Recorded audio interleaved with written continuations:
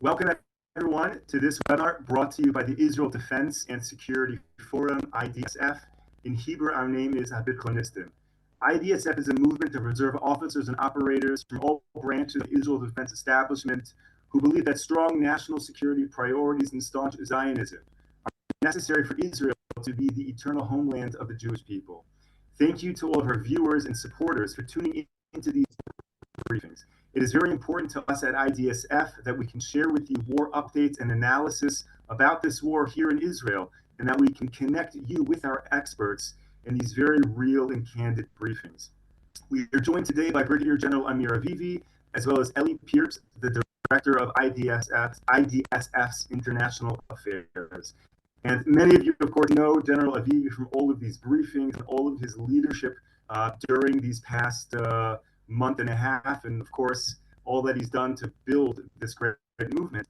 And in addition to his part of his 30 years of service in the IDF, he was, of course, a combat engineer and deputy commander of the Gaza division. So those two things together means he knows a lot about many things, including the tunnels in Gaza. So we wanted to begin today's briefing by sharing a clip of General Avivi taking a reporter from Channel 12 News. Channel 12 News in Israel, by the way, is the biggest station. And General Avivi went with this reporter into a secret facility wherein IDF soldiers train for combat and for dealing with these tunnels. So the original video is in Hebrew, and I'll share it in the link for all those who want to take a look. I'm going to play the video, and then General Avivi will have you narrate a little bit about what we're seeing so we can get a better understanding of what these tunnels look like.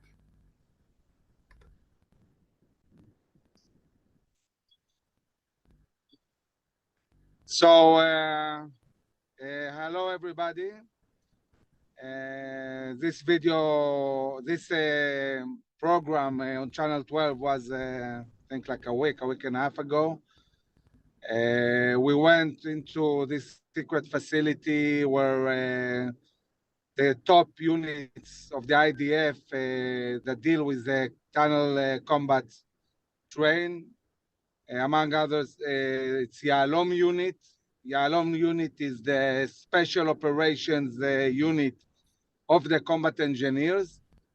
Basically, the combat engineers assist the ground forces in there and creates the ability to maneuver and destroy installations and deal with underground structures. Yahalom specifically, they assist the special operations unit, like the Israeli Navy SEALs, Shayetet 13, Sayeret Matkal, which is our top intelligence secret unit, and other units.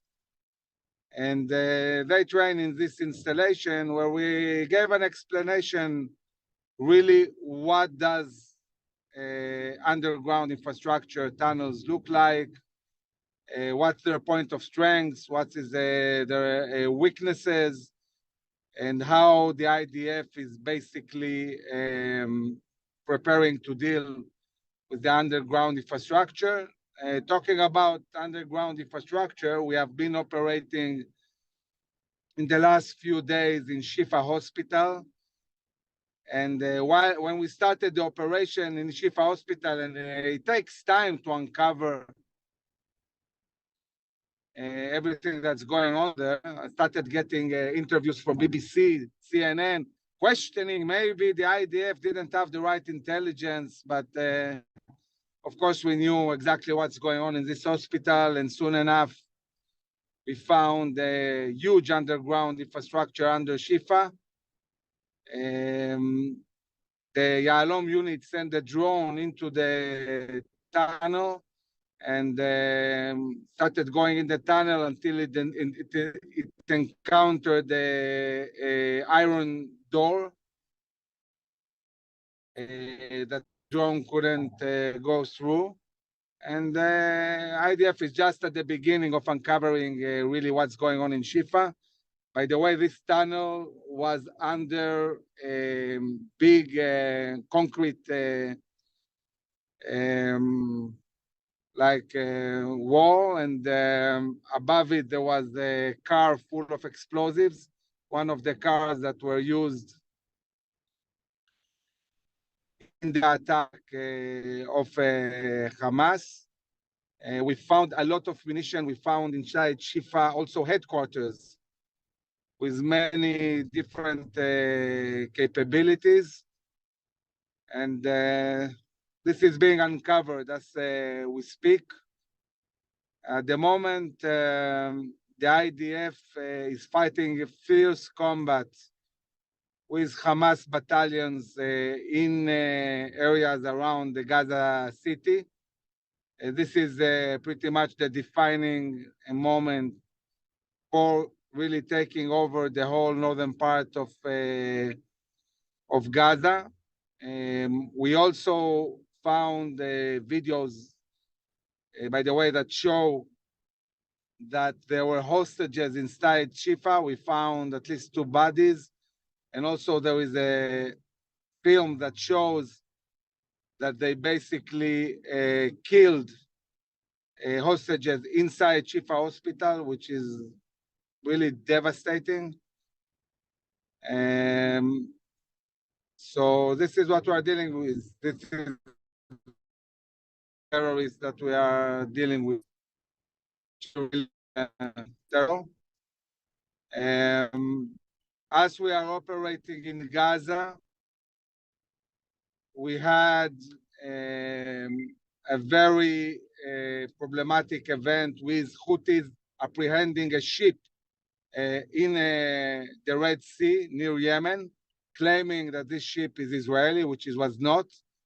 But dealing with freedom of movement in the sea, this is a very, very problematic thing. And Iran, of course, is behind this. So we'll have to see how we defend the ability to maintain freedom of navigation in Bab el-Mandeb strains along the Red Sea. Basically all the world trade goes through this area, so endangering that, it's a real problem. In the north, we have all the time fighting with Hezbollah. It's not a full-scale war, but it's ongoing fighting every day with them shooting and we attacking. We have killed hundreds of Hezbollah terrorists, and it's very hard to say where all this is going. I think that really the main problem is that at the end of the day, the citizens in the north are not going back if we don't deal with Hezbollah, and the only way not to do it in a war is implementing Resolution 1701 of the Security Council of the UN that says that all Hezbollah needs to retreat from South Lebanon. I don't think it can be really enforced. So I think that when we finish with Gaza, if not before, we'll have to seriously deal with Hezbollah and with the forces that are along our border. Meantime, the IDF is attacking these forces all the time, diminishing their capabilities, but this is not hardly enough. Something that we'll have to really deal with. I visited our forces in the south this week. We also brought them a lot of equipment from donations, and as I can say, the morale is very, very high, and the guys are doing a good job. Unfortunately, because of the fierce fighting every day, we have soldiers that are killed or injured, but this is part of reality of war, and we are dealing with it, but we are killing hundreds of terrorists every day, and overall, our soldiers are doing a very, very good job in a very, very complex environment. The chief of staff started giving the orders for the next phase, which is conquering the south of Gaza. and we have more and more forces preparing for that, but still they have to first really finish taking control of the northern part, and we are in process of doing that. We had a lot of fighting, by the way, in the neighborhood of Rimal. Rimal is the richest neighborhood, houses of millions of dollars. Not much left of this neighborhood anymore. And there was fierce fighting there. And we are advancing. This is where we are now. Moshe? General, before we go over to Eli, I'd just like to ask a question that has come up a number of times. I think there was an expectation amongst certainly American Zionists following this war, perhaps even the media, that when the IDF went into the Shifa hospital, they would somehow uncover layers and layers and layers of tunnels and weapon stashes beyond the high numbers and hostages. And people are wondering, did that happen? Did it not happen? The numbers are lower than were anticipated in terms of what was uncovered. Are you able to respond to that? Well, in the entrance of Shifa, we fought with more than 50 terrorists. In the entrance of the hospital, the soldiers encountered many, many improvised explosive devices. Inside, we found a lot of weapons. We found war rooms with a lot of advanced capabilities that we are studying at the moment. We found the entrance to the underground compound, but we have to study it. It takes time. And because it's always doors that are closed, it's something that it will take time to uncover. I know there is an expectation like immediately we'll uncover everything. It's not that easy. It's really complex. Usually what happens is that with underground infrastructure, we simply explode the entrance, and that's it. And in this case, we want to really study it, and it will take time, but eventually we'll get the whole picture of what's going in. Just the going down to this underground facility was 15 meters down. It's deep, it's huge. But to decide to send soldiers down and open doors, all of it, it's complicated. We don't do it so easily. It takes time. So in the next coming days, we'll see that. But there is no question that the whole hospital is one big army base. This we already see. This is not a question. It's a fortified place. They put weapons behind MRI machines. By the way, many terrorists threw their weapons and all on the floor. You see many weapons thrown on the floor, and now these terrorists are disguising as sick people or things like that. And now all the operation inside the hospital full of people that are hospitalized, it's complicated, and we don't want to also create a humanitarian crisis inside. So step by step, I don't think we even covered all the buildings yet. It takes time to do so. Okay, thank you. We're now going to bring in Eli Pierps. Eli had joined us in a briefing a few weeks ago. And just to introduce Eli properly, as many of you know, IDSF operates on many fronts. We have a very active media operation. General Avivi is driving, to the studio to be on TV, and we're in international local media. We have a robust research department. Many of you have heard Or Yisachar, who will be joining us again this week from our research department. And we're, of course, in the international affairs world. Eli Pierps does an amazing job getting our generals from IDSF, getting the truth about Israel out, whether it's through briefings to NATO countries, to US Congress staffers, or in the case that we're going to speak about right now, the European Union. General, as you mentioned last week, we had a delegation to the European Union, and we have Eli right now to share a little bit with us about what that was like. Eli, maybe if you could start off by kind of explaining why the European Union, why not to spend another week in Washington, D.C.? What was important about right now visiting the European Union? Okay, thank you very much, and pleasure to talk to all of our followers in the U.S. And outside of Israel. First I want to start before I get to why, because many people have certain preconceived notions about Europe. That Europe is particularly unfriendly. There's a lot of anti-Semitism, and I would say to a large extent, a lot of that is true. But if you don't put some effort into it, that will only continue to be the case. And there is some low-hanging fruit. There are some people who have an orientation to be more sympathetic to Israel for various reasons, not always because of their love for Israel, but also because for other reasons. But I want to mention just two quick anecdotes that demonstrate that there is some real opportunity there. Number one is I was advised, since I wear a kippah wherever I am, I was advised that while traveling in Europe, I should not wear a kippah exposed. I should wear a baseball cap or something else until I get inside of the secure area of the European Parliament. Everybody would go through security, and at that point, I would be, I shouldn't worry. And I followed those instructions. Upon removing my baseball cap and going through the metal detector, a member of the European Parliament walked over to me and tapped me on the shoulder and says, "I want to thank you very much for wearing a kippah in this building." And I don't know who he is.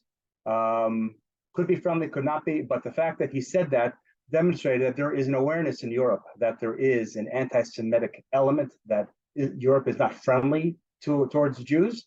And particularly in this moment where there is some sympathy towards Jews, towards Israelis, they were very pleased to see it.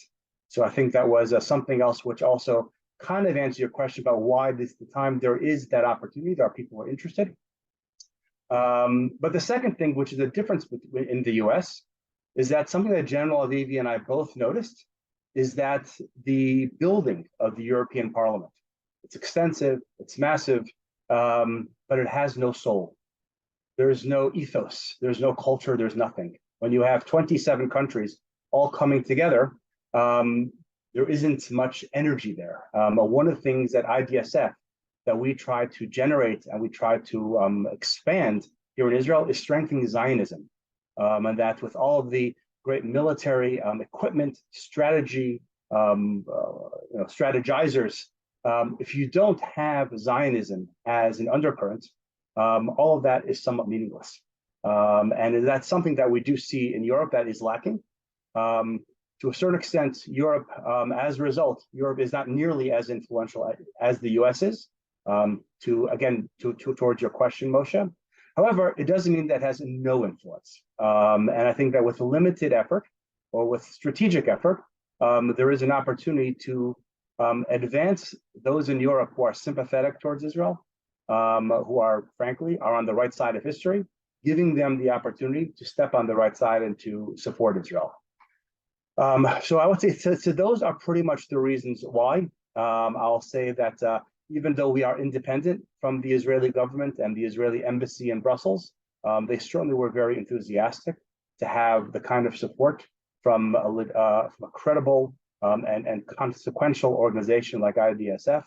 At the time that General Levy and I were in Brussels, there also were a number of family members of hostages who are being escorted by our government to meet with various members of European Parliament, and having the dual, both the government doing activities, us as a private NGO, but with significant military experience, providing insights into what is actually happening, what is expected to happen, and what is the role that your different European countries could play. I think that was a nice duo that I think advanced Israel's interests in Europe. Okay, I have a big question for you. What is the EU's stance on this war? And do you think, having met with them, spoken with them, do you think they have a good read of the facts on the ground? Great question. Again, it's something I alluded to at the beginning. The EU is comprised of 27 different nations. So to suggest that there is one approach, it would not be accurate. I would say at the beginning, you have countries that are very far to the left, I would say very anti-Israel, countries like Ireland, which were probably never going to be supportive of Israel. And then you have other countries which are much more supportive, countries like the Czech Republic, countries like Hungary, and others. I would say the country that is probably the most surprising in their support for Israel. Across the board, we met with probably members from 4 or 5 different parties. So that really is the gamut of the political spectrum. It's the country of Germany. And it was very interesting that in Germany, there is a real fear of being in the wrong side of something when it is clear that it's anti-Semitic. You know, we're just 80 years off from the Holocaust. The last thing that most Germans, or all, but certainly most Germans in authority, they don't want to be on the wrong side of history. They don't want to be attacking Jews or not demonstrating empathy and sympathy for Jews when we were attacked. Their prime minister has been fairly forceful in expressing that Israel was under attack and Israel should not be forced into premature ceasefires. But I'll say there isn't overall uniformity. And as a result, that's why it's critical for us to be active. One of the reasons is in order for many things, for the EU to agree to do something, they need unanimity in many aspects, not everything, but in many aspects. So therefore, as long as we could make sure that there are a handful of countries which are solid on our side, we could prevent some of the worst diplomatic damage emanating from Europe targeting Israel. And therefore, we don't have to get everybody on our side. We need to get everybody on our side to accomplish a lot of positive things. That may not happen, but at least to prevent negative things, all we need is a few people to be strong. And it's ideal not to have just one country to always be sticking their neck out for us. It would be good to get a few countries so that no one is particularly exposed and it could feel like there's a whole group of countries that are supporting Israel. Now, to zero in on something much more focused, the humanitarian issues happening in Gaza and the inability of the people in Gaza to go to other countries, as we see happened in the Ukraine war. Is that something the EU is interested in or has thought about? Is that something that the EU could have influence in terms of Egypt's role in all of this? Another great question, Moshe. I would say to a certain extent, Europe has thought about the humanitarian perspective, for sure. Certainly, there are those who are more critical of Israel. They think humanitarian issues are the primary issues. They've really only seen it as how do they get aid into Gaza to assist. It didn't seem like they had really considered too much the necessity of getting the Gazans to where the aid is outside of Gaza. And it does seem like there is hesitancy or there isn't a strong desire to press Egypt very hard. But that, frankly, isn't the real motivating factor for Europe. If you recall, back in about 10 years ago, there was really still an ongoing civil war in Syria. And at that point, over 10 million, about 11 to 12 million Syrians emigrated. Many of them ended up throughout Europe. That's something that many Europeans are quite fearful of, and they do not want to see a replication of that again. And part of the message was that if there is a concerted international effort to facilitate Gazans to relocate into the Sinai, into Egypt, that would be ideal. And we'd see what happened long term, but at least short term, if it was organized, that would prevent it eventually getting to the point where a dam breaks and people just go on their own. I think that's something that's important. However, I will say more than Egypt, I think Europe has more of an influence on Lebanon. And in the effort to try to prevent the war from expanding to Lebanon, there may be an effort, again, to put their influence on Lebanon and also try to help prevent a potential refugee crisis emanating from Lebanon into Europe, which they also fear. Thank you so much, Eli Pierce. It's great to see you. We're going to now go back to General Avivi, who you can see is in the studio right now, getting ready to go on live TV. General, what can you share with us as we wrap up this briefing today? Well, I think that there's three main things I think we in IDSF at the moment are assisting. One is really communicating to the Israeli society what is going on, what are the expectations, what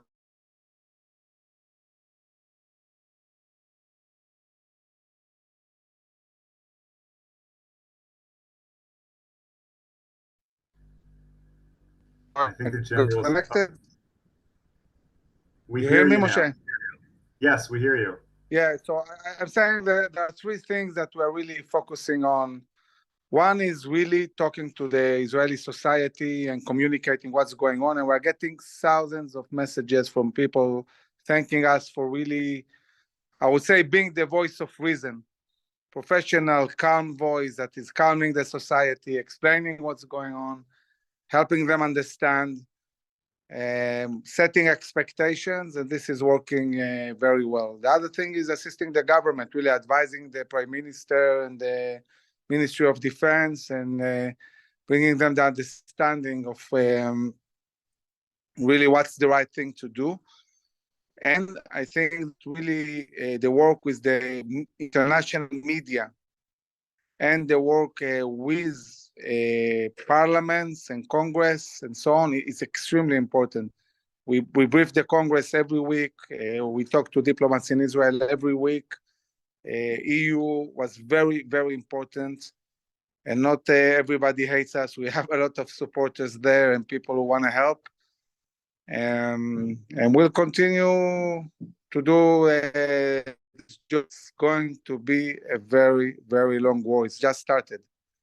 It's going to be long, and we have to be resilient and strong. Thank you, General Avivi, for joining us. Thank you, Ellie Pierce, for joining us. Thank you, of course, to all of our viewers, all of our supporters for tuning in. We will be back tomorrow, 10 a.m. Eastern Time.